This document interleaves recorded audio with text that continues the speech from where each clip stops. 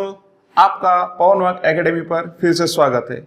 दोस्तों, हमने पिछली वीडियो में देखा कक्षा 8वीं की पुस्तक हिंदी सुलभ भारती का पाठ मधुबन। इस पाठ में डॉक्टर वर्मा जी का साक्षात्कार अनुराग वर्मा जी ने लिया था और साक्षात्कार के माध्यम से उन्होंने डॉक्टर वर्मा जी के जीवन की बहुत सारी घटनाएं उजागर की थी। आज हम इस वीडियो में इस पाठ पर आधारित जो कृतियां हैं वो देखने वाले हैं। तो सबसे पहले परिच्छेद एक परिच्छेद है, सुबह का समय था से लेकर आते ही उन्होंने पूछा। एक बार मैं परिच्छेद पढ़ता हूं, उसके बाद हम उसके ऊपर प्रश्नाभ्यास पूर्ण करेंगे। सुबह का समय था, मैं डॉक्टर रामकुमार वर्मा जी के प्रयाग स्टेशन स्थित निवास मधुबन की ओर पूरी रफ्तार से चला आ रहा था, क्योंकि 10 बजे उनसे मिलने का समय तय था। वैसे तो मैंने डॉक्टर साहब को विभिन्न उत्सवों, संगोष्ठियों एवं सम्मेलनों में देखा था, परंतु इतने निकट से मुलाकात करने का यह मेरा पहला अवसर था। मेरे दिमाग में विभिन्न विचारों का ज्वार उठ रहा था।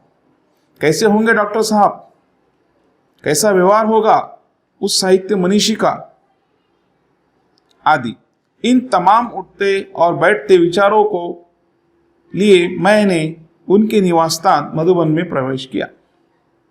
काफी साहस करके दरवाजे पर लगी घंटी बजाई। नौकर निकला और पूछ बैठा, क्या आप अनुराग जी हैं? मैंने उत्तर में सिर्फ हाँ कहा। उसने मुझे ड्राइंग रूम में बिठाया और यह कहते हुए चला गया कि डॉक्टर साहब आ रहे हैं। इतने में डॉक्टर साहब आ गए। अनुराग जी कैसे आने हुआ? आते उन्होंने पूछा। अब ये हुआ परिच्छेद और इस परिच्छेद पर आधारित हम सूचना के अनुसार कृतियां पूर्ण करेंगे। अब इस परिच्छेद में आए हुए हैं कठिन शब्द अर्थात नए शब्दार्थ, मुलाकात अर्थात भेंट, ज्वार उफान निकलना, मनीषी का अर्थ होता है विद्वान, तमाम का अर्थ होता है सभी। ठीक है, अब इस परिच्छेद पर आधारित ये हो गए शब्दार्थ। इसके आगे कृति क्रमांक 1 आकलन कृति क्रमांक 1 आकलन कृति। क्या है आकलन कृति? तो यहां दिया है आकृति पूर्ण कीजिए। यहां पर एक आकृति दी हुई है, प्रश्न है आकृति के रूप में, या फिर हम उसे आकृति भी कह सकते, लेकिन ऐसा प्रश्न कहा तो भी चलेगा। ठीक है, लेखक ने डॉक्टर राजकुमार को यहां देखा था। लेखक ने डॉक्टर राजकुमार को यहां देखा था। ठीक है, अब यहां पर हमें लिखना है कि उन्होंने कहां देखा था। तो उत्तर में क्या लिखेंगे हम? लेखक ने डॉक्टर राजकुमार को यहां देखा था। उत्तर है उत्सवों में, संगोष्ठियों में और सम्मेलनों में। हमने परिच्छेद में पढ़ा था कि अनुराग जी ने डॉक्टर साहब को उत्सवों, संगोष्ठियों और सम्मेलनों में देखा था। आपको ध्यान में आएंगे? ठीक है, अभी हम देखेंगे कृति क्रमांक 2 आकलन कृति, जिसमें प्रश्न है लेखक के दिमाग में उठने वाले विचार और ब, अर्थात 2 विचार हमें लिखने हैं। उत्तर में लिखेंगे हम, पहला विचार होगा कैसे होंगे डॉक्टर रामकुमार, है ना। ये सोचते हैं, उनके मन में उबाल उठ जाता है, कैसे कैसे प्रश्न आते हैं। ब होगा कैसा व्यवहार होगा उस साहित्य मनीषी का, या पूर्ण विराम देंगे। ठीक है, अब दूसरा है कि प्रश्न डॉक्टर रामकुमार यहां रहते थे। कहां रहते थे?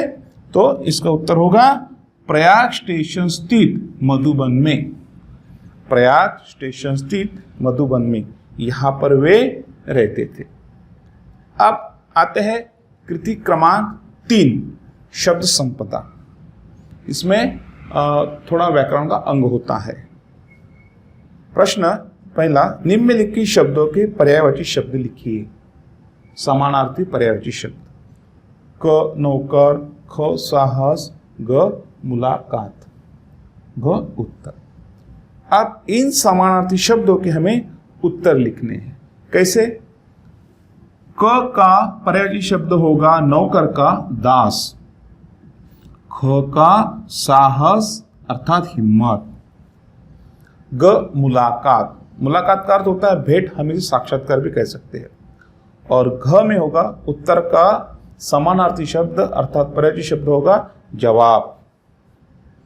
अब प्रश्न क्रमांक 2, निम्नलिखित शब्दों में प्रत्यय जोड़कर नए शब्द बनाइए। प्रत्यय ये शब्दांश के अंत में लगकर शब्द का अर्थ बदल देते हैं। ठीक है, अब होगा पहला क व्यवहार और ख विचार। इन दोनों शब्दों को हमें प्रत्यय जोड़कर एक नए शब्द बनाना है। ठीक है, उत्तर में क्या होगा? व्यवहार जोड़ ईक। दोस्तों, इसे जो यहाँ पर चिन्ह लगा हुआ है इसे हम धन भी कहते हैं और जोड़ भी कहते हैं। अंग्रेजी में इसे हम प्लस कहते हैं।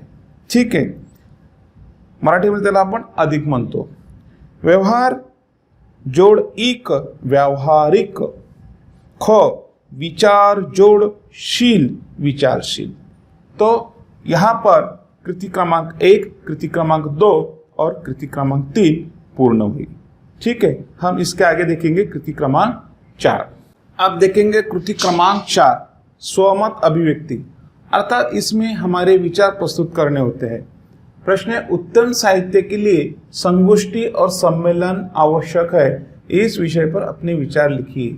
उत्तम साहित्य के लिए संगोष्ठी और सम्मेलन क्यों आवश्यक है, क्या आवश्यकता है इसकी, इसके बारे में हमें हमारे विचार लिखने हैं।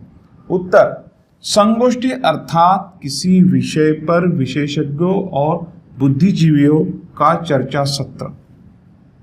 ठीक है, उसके आगे, उत्तम साहित्य के लिए सम्मेलन और संगोष्ठियां अत्यंत आवश्यक है। उसमें से चर्चा होगी और अच्छा साहित्य का निर्माण होगा। इनमें साहित्य से जुड़े अनेक व्यक्ति एक स्थान पर मिलते हैं। जो कुछ नया लिखा गया है उस पर चर्चा की जाती है, समालोचना की जाती है।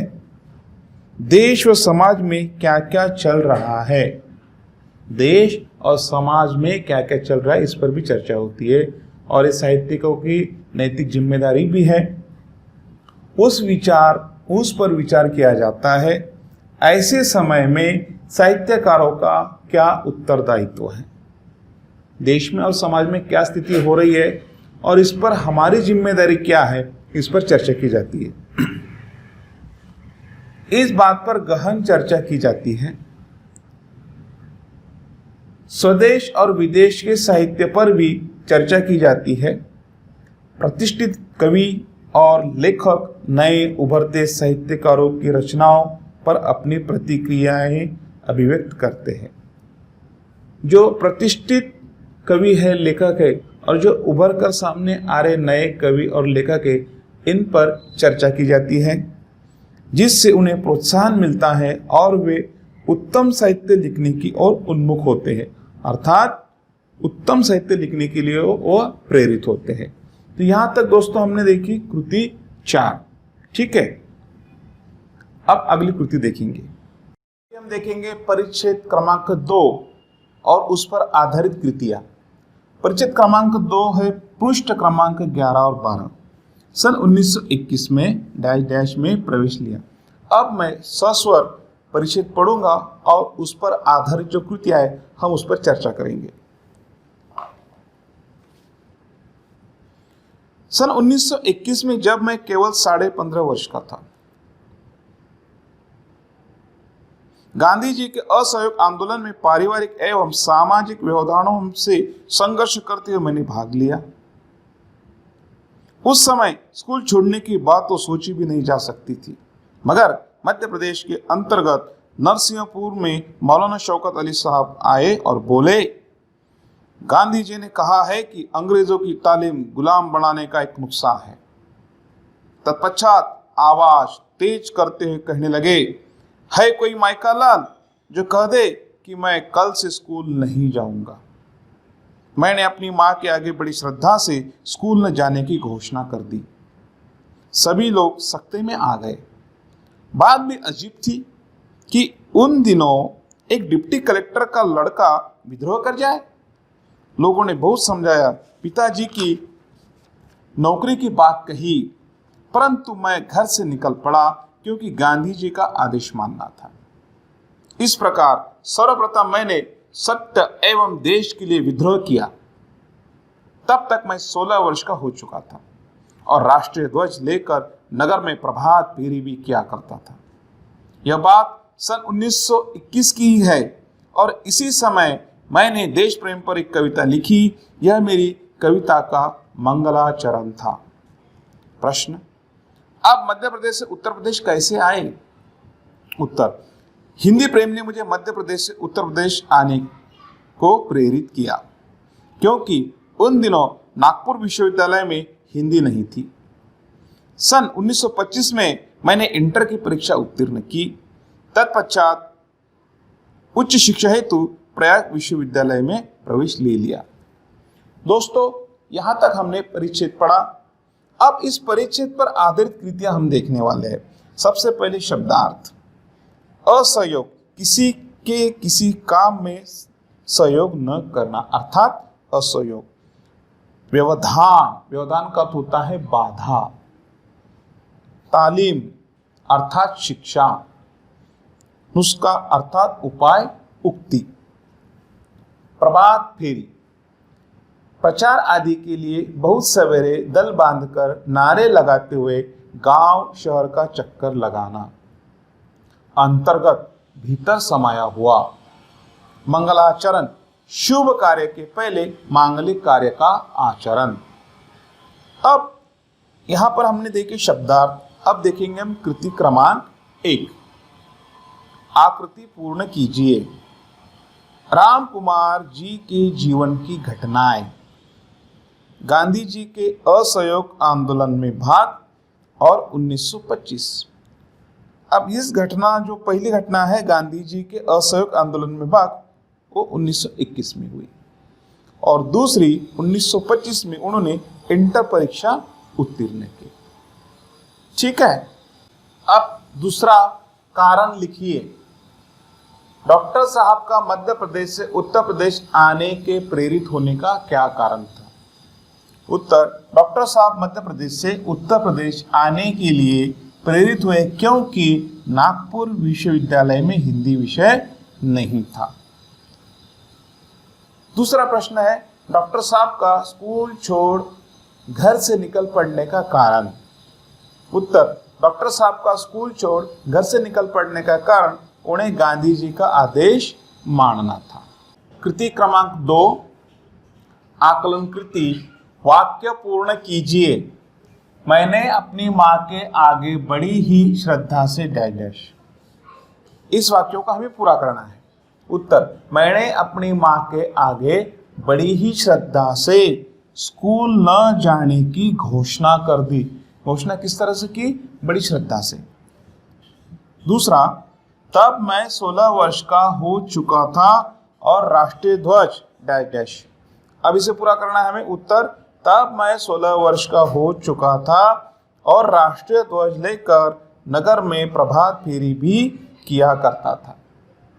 ठीक है।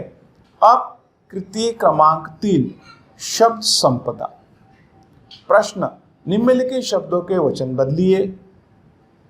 जैसे क बात, ख कविता, ग नौकरी, ग नुस्खा। इसका उत्तर लिखेंगे। बात से बना बातें, उसका बहुवचन। कविता, कविताएं, बहुवचन। नौकरी, नौकरियां, बहुवचन। बहुवचन में हमेशा यहाँ छोटी मात्रा लगती है। नुस्खा, नुस्खे। प्रश्न क्रमांक 2, परिच्छेद में प्रयुक्त उपसर्ग युक्त शब्द ढूंढकर मूल शब्द और उपसर्ग अलग करके लिखिए। मूल शब्द और उपसर्ग अलग करके लिखना है। अब दो शब्द हमने ढूंढ लिए, एक और दो, तत्पश्चात और सर्वप्रथम। अब इसमें उपसर्ग और मूल शब्द हम अलग करेंगे। यहां पर देखिए, उपसर्ग तत्व और पश्चात या मूल शब्द, तो तत्व और पश्चात से बना तत्पश्चात, सर्व उपसर्ग और मूल शब्द प्रथम अर्थात सर्वप्रथम। तो इस तरह से आकलन कृति 3 पूर्ण हुई। कृति क्रमांक 4 स्वमत अभिव्यक्ति। इस कृति में एक प्रश्न पूछा जाता है जिस पर हमें उसका उत्तर लिखना होता है। कहानियों द्वारा, यह हम प्रश्न करेंगे, कहानियों कविताओं द्वारा मनोरंजन तथा ज्ञान प्राप्ति होती है। इस विषय पर अपना मत लिखिए। हमें खुद का मत वहां पर लिखना है, हमारे विचार वहां प्रस्तुत करने हैं। उत्तर, कविताएं और कहानियां एक और जहां पाठक और श्रोताओं का मनोरंजन करती है, दूसरी ओर ये ज्ञान प्राप्ति का साधन भी है। कविताएं हमारे मनोभावों को अभिव्यक्त देती है। कवि और लेखक अपनी रचनाओं के विषय अपने आसपास के वातावरण से ही चुनते हैं। अतः इनके लेखन से हम समाज में होने वाले परिवर्तनों से परिचित होते रहते हैं। कहा जाता है कि साहित्य समाज का दर्पण है। अगर हम किसी काल विशेष के बारे में जानना चाहते हैं तो तत्कालीन साहित्य उसका सर्वोत्तम स्रोत है। मध्यकाल में कबीर, रहीम, रैदास, गुरु नानक, सूरदास, तुलसीदास, मीरा आदि संतों और सुधारकों ने समाज सुधार के लिए कविता के माध्यम से अपने विचारों का प्रचार किया। इस प्रकार हमें यह ध्यान में आता है कि कहानियों कविताओं द्वारा मनोरंजन के साथ ज्ञान भी मिलता है। इस तरह से दोस्तों परिच्छेद 2 पर आधारित 4 कृतियां पूर्ण हुई। निम्नलिखित परिच्छेद पढ़कर सूचनाओं के अनुसार कृतियां कीजिए। अनुराग जी, प्रेम मनुष्य की एक प्राकृतिक डैश साहित्य चिंतन में मैं विश्वास रखता हूँ। दोस्तों इस परिच्छेद को एक बार सौ पढ़ लेंगे। अनुराग जी, प्रेम मनुष्य की एक प्राकृतिक प्रवृत्ति है। सन 1926 में मेरा विवाह हो गया और मैं गृहस्थ जीवन में आ गया। अब मुझे सात्विकता एवं नैतिकता से प्रेम हो गया। मैंने इसी समय यानी सन 1930 में कबीर का रहस्यवाद लिखा। इतना अवश्य है कि मेरे जीवन के कुछ अनुभव कविता के माध्यम से प्रेषित हुए। प्रेषित होना अर्थात प्रभावित होना। मुझे बचपन से ही अभिनय का शौक था और प्रायः उत्सवों के अवसर पर नाटकों में भाग भी लिया करता था। मैंने बात आगे बढ़ाई और पूछा, प्रश्न, डॉक्टर साहब, देश की राजनीतिक स्थिति के बारे में आपकी क्या राय है? उत्तर, मैं राजनीति से हमेशा दूर रहा क्योंकि आज की राजनीति में स्थिरता का अभाव है। यद्यपि मैं नेहरू जी, शास्त्री जी, इंदिरा जी एवं मोरारजी भाई से मिल चुका हूं और उनसे मेरा परिचय भी है, परंतु मैंने राजनीति से अपने आप को सदा दूर रखा। पूरे राजनीति में कोई रुचि नहीं है। मैं साहित्यकार हूं और साहित्य चिंतन में विश्वास रखता हूं। दोस्तों अब इस परिच्छेद पर आधारित जो सूचना के अनुसार है वो कृतियां हम देखने वाले हैं। सबसे पहले देखते हैं शब्दार्थ।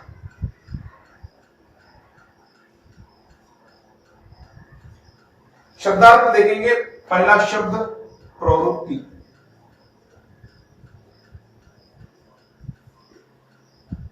चित्त का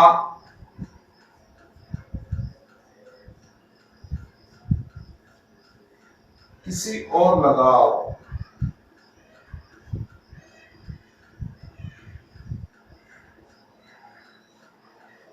सात्विकता,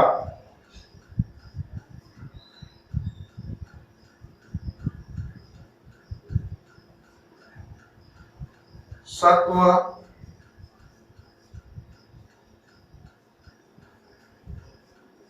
गुण।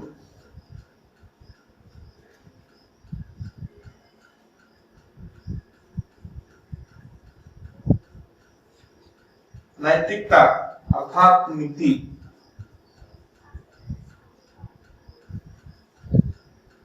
प्रेषित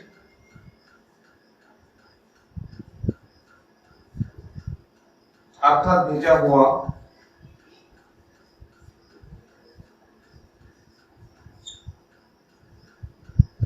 स्थिरता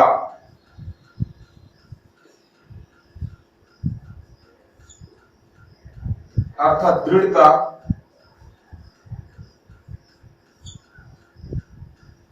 टिकाव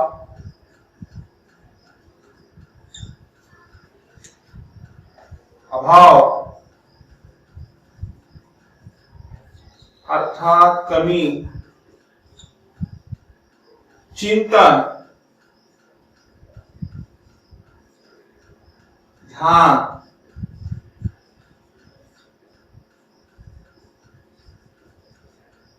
विचार।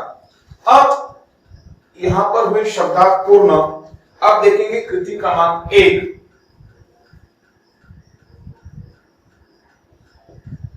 आकलन कृति। आकलन कृति, ठीक है। संज्ञा पूर्ण कीजिए। संज्ञा पूर्ण कीजिए।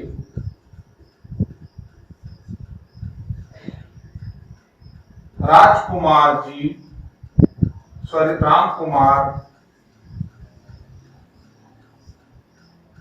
जी के जीवन की घटनाएं। जीवन की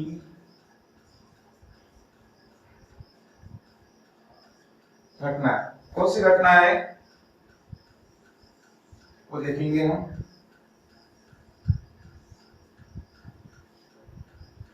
एक, दो, ठीक है। विवाह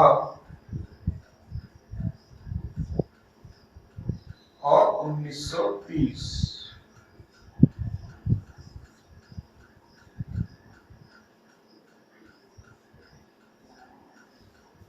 इसका उत्तर क्या होगा? उत्तर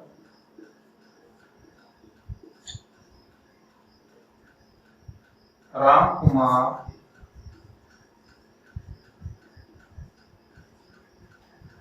जी के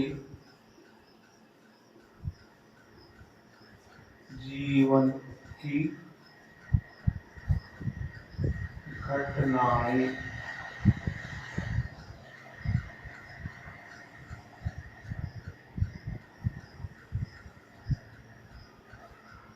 विवाह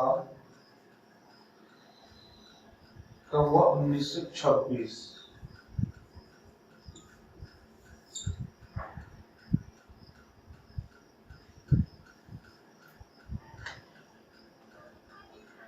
और क्या ऐसा हम थोड़ा और विस्तार से लिखेंगे। विवाह, फिर और नीचे लिखेंगे कब हुआ विवाह?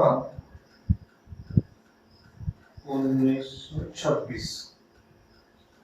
और 1930 में क्या हुआ वो देखेंगे हम।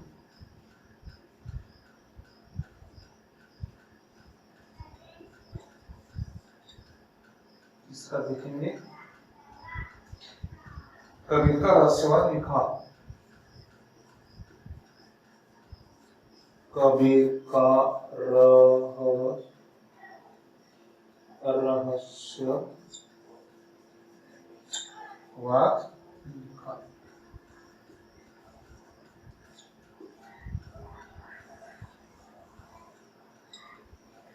कबीर का रहस्यवाद लिखा।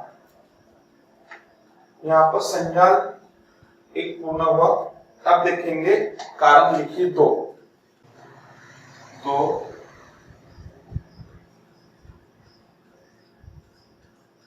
कारण लिखिए।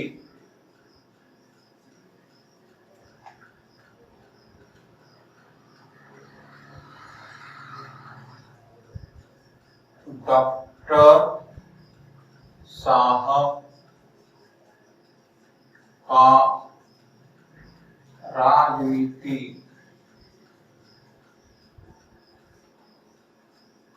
से दूर रहने का कारण।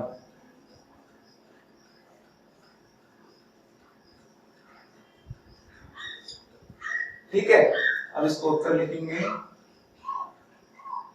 क्या कारण था जिससे वे राजनीति से दूर रहे? डॉक्टर साहब का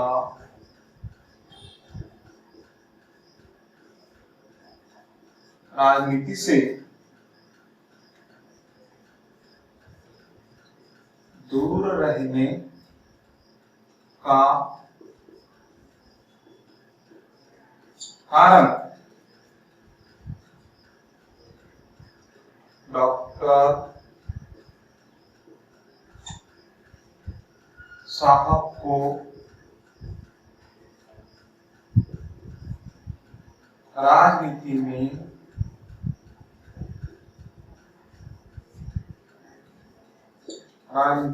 कोई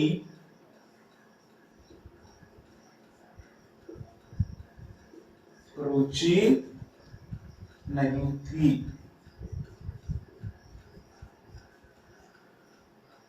वे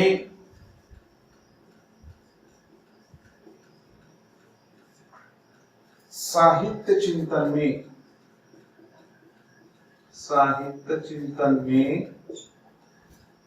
विश्वास रखते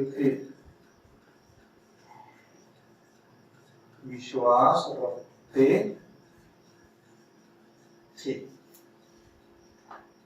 ठीक है, यहां पर कृति क्रमांक 1 पूर्ण हुई।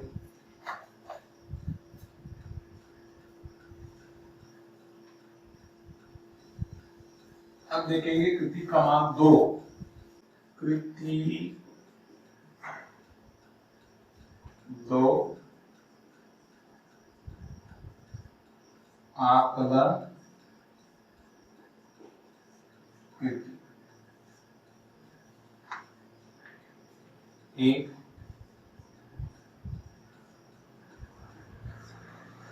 कृति कीजिए।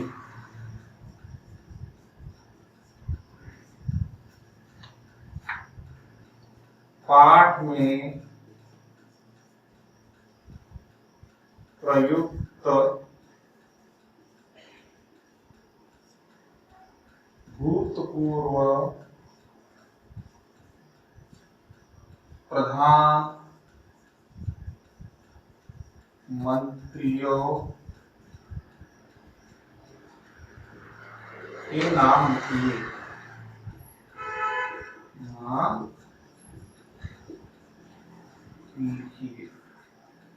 दोस्तों, इसका उत्तर लिखेंगे हम। 1 जवाहरलाल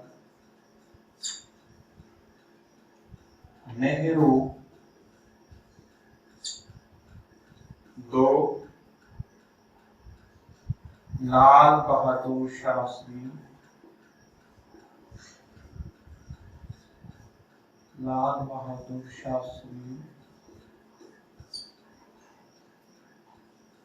3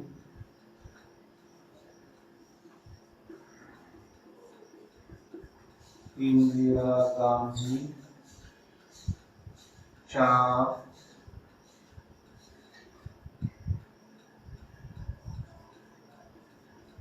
मोरारजी देसाई। ठीक है, अब आगे देखेंगे हम क्या है। आगे कृति पूर्ण कीजिए।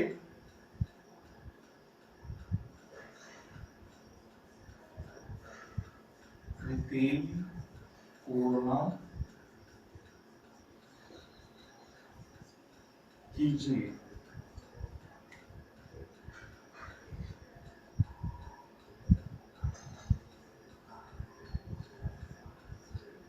गृहस्थ जीवन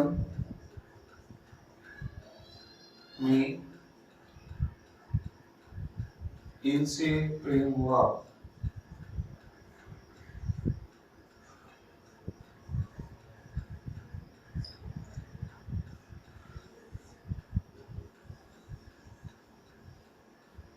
एक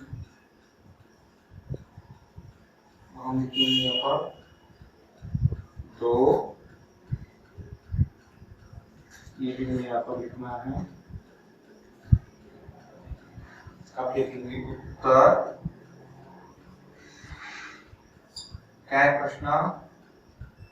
क्या लिखेंगे? गृहस्थ जीवन में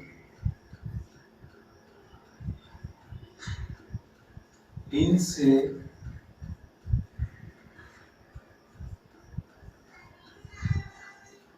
प्रेम हुआ।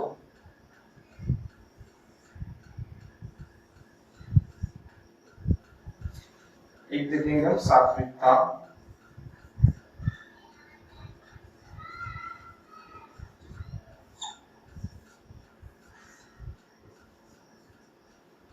दो नैतिकता।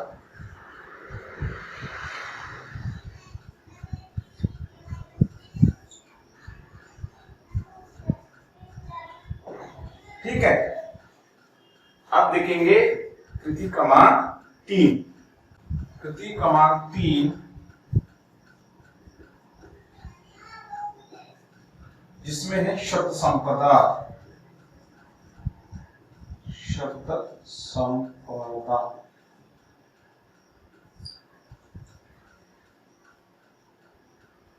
निम्नलिखित प्रश्न 1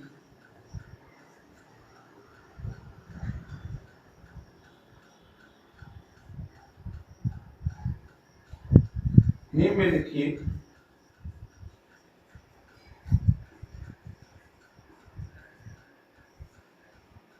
शब्दों के विलोम शब्द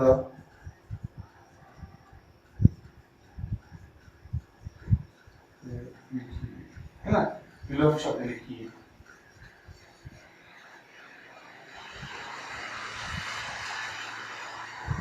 एक प्रेम, दो जीवन, तीन बचपन, चार स्थिरता।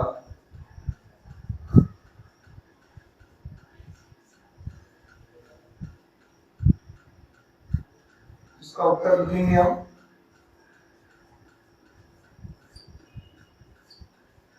प्रेम शब्द है पहला, प्रेम। इसका विलोम शब्द होगा घृणा। शब्द जीवन, इसका विलोम शब्द होगा मरण।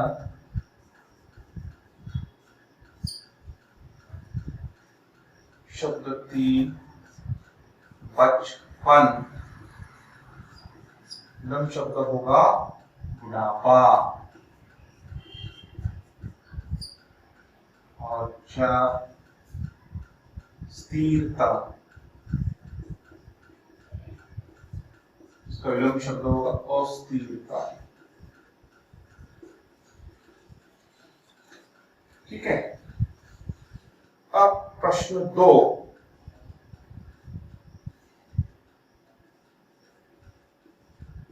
प्रश्न 2 परिच्छेद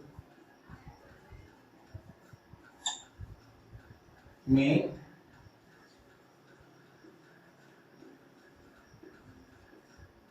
प्रयुक्त प्रत्ययुक्त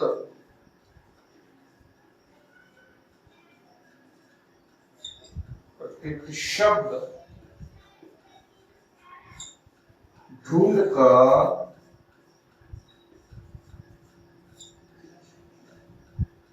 मूल शब्द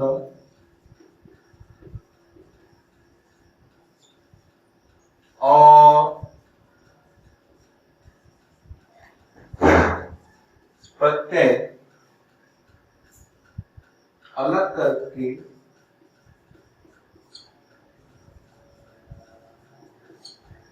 लिखिए। ठीक है, अब लिखेंगे हम सबसे पहले शब्द, है ना, क्या लिखेंगे? शब्द। यहाँ पर लिखेंगे मूल शब्द और यहां लिखेंगे प्रत्यय। ठीक है, शब्द, मूल शब्द, प्रत्यय। अब शब्द है एक, उत्तर लिखेंगे या नहीं क्या? उत्तर। मूल शब्द सात्विकता, सॉरी शब्द है सात्विकता। सात्विकता में मूल शब्द है सात्विक और प्रत्यय क्या है? ता। दो, रहस्यवाद।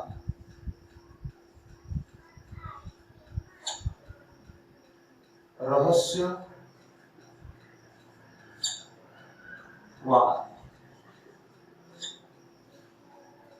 राजनीतिक, राजनीतिक,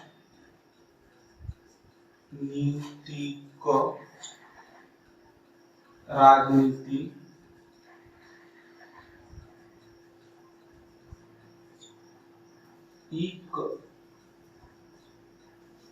और अंतिम शब्द है साहित्यकार।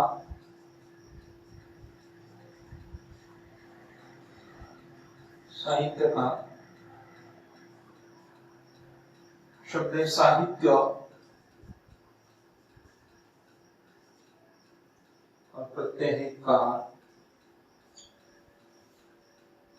1 2 3 4।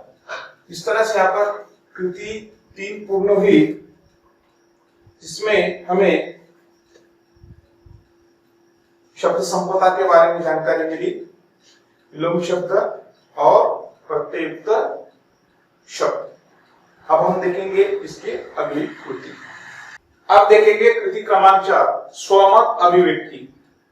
प्रश्न है, देश के समुचित विकास के लिए राजनीतिक स्थिरता अत्यंत आवश्यक है। विषय पर अपने विचार लिखिए कि क्या आवश्यकता है, यदि देश का विकास करना है तो राजनीतिक स्थिरता किस तरह से आवश्यक है। इसका उत्तर लिखेंगे, लोकतांत्रिक देश में विकास के लिए राजनीतिक स्थिरता अत्यंत आवश्यक है। स्थिरता के अभाव में या तो देश में चुनाव हो रहे होते हैं या फिर चुनाव की तैयारी हो रही होती है। ऐसी अवस्था में सत्तारूढ़ पार्टी की सारी ऊर्जा, सारा ध्यान केवल चुनाव जीतकर सत्ता में बने रहने के लिए लगा रहता है। ऐसी स्थिति में अधिकारियों के पास देश के विकास के विषय में सोचने का समय ही नहीं होता। जनता बड़ी आशा और विश्वास के साथ सरकार के प्रतिनिधियों का चुनाव करती है कि देशवासियों को देश के संसाधनों का लाभ मिलेगा। उनकी मूलभूत आवश्यकताओं को पूरा करने के लिए सरकार कुछ उपयोगी नीतियां बनाएगी। बेरोजगारों को रोजगार के अवसर मिलेंगे। सभी देशवासी सुखी होंगे, परंतु राजनीतिक स्थिरता के अभाव में लोगों की सभी आशाओं पर पानी फेर जाता है। इसलिए देश का यदि विकास करना है तो राजनीतिक स्थिरता अत्यंत आवश्यक है। दोस्तों, आशा करता हूं आपको ये सारी कृतियां ध्यान में आ गई होंगी। कृपया इसे लाइक कीजिए, अपने दोस्तों के साथ शेयर कीजिए और चैनल को सब्सक्राइब कीजिए।